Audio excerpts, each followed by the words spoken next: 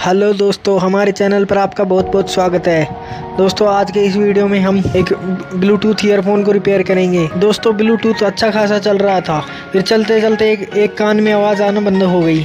तो देखते हैं क्या प्रॉब्लम है और सल्यूशन करते हैं, तो बने रहिए वीडियो में। दोस्तों जिस साइड के स्पीकर में आवाज़ नहीं आ रही है उसी साइड को हम देखते हैं। तो सिंपली दोस्तों हमें इस साइड को खोलना है। खोलने के बाद दोस्तों बड़े आराम से सावधानी रखते हुए इसके वायर को हम बाहर निकालते हैं। दोस्तों देखना ये है कि जिस स्पीकर में आवाज़ नहीं आ रही है उसी स्पीकर का वायर तो किट में से नहीं हटा हुआ है, इसमें तो किट का वायर नहीं हटा हुआ है। तो सिंपली दोस्तों स्पीकर की तरफ चलते हैं। अब दोस्तों अब हमें स्पीकर के इस कवर को खोलना है। पहले तो दोस्तों कवर को बड़े आराम से ध्यान से खोलना है।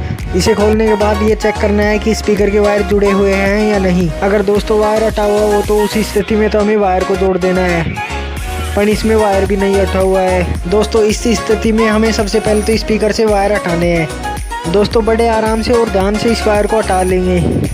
दोस्तों स्पीकर से वायर हटाने के बाद स्पीकर को मल्टीमीटर की मदद से चेक करते हैं। दोस्तों मल्टीमीटर के स्विच को कंटिन्यूटी के मोड पर सेट करते हैं और स्पीकर को चेक करते हैं। दोस्तों मल्टीमीटर रीडिंग दे रहा है और बीप की आवाज़ निकाल रहा है, यानी स्पीकर तो सही है।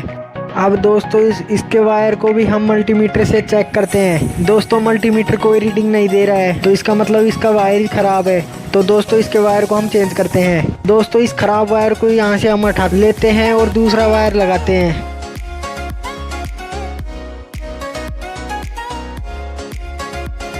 दोस्तों हमें इस वायर में से जो वायर की होल्डिंग क्लिप है उनको हटाना है।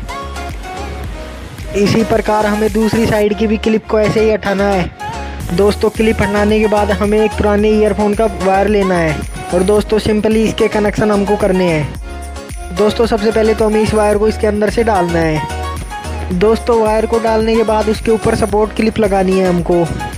दोस्तों क्लिप लगाने के बाद उसी प्लायर से हम थोड़ा दबा देंगे जिससे कि वो टाइट हो जाए। दोस्तों हमारा वायर रेडी हो चुका है। अब इसको हमें स्पीकर पे कनेक्शन करने हैं। दोस्तों बड़े आराम से और ध्यान से स्पीकर के वायर को हमें जोड़ना है। दोस्तों स्पीकर के वायर के कनेक्शन हो चुके हैं।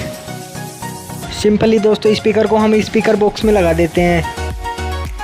स्पीकर बॉक्स में लगाने के बाद स्पीकर बॉक्स के ढक्कन को ऊपर से बंद कर देंगे। दोस्तों बॉक्स को बंद करने के बाद हमें सिंपली बस इसके कनेक्शन करने हैं।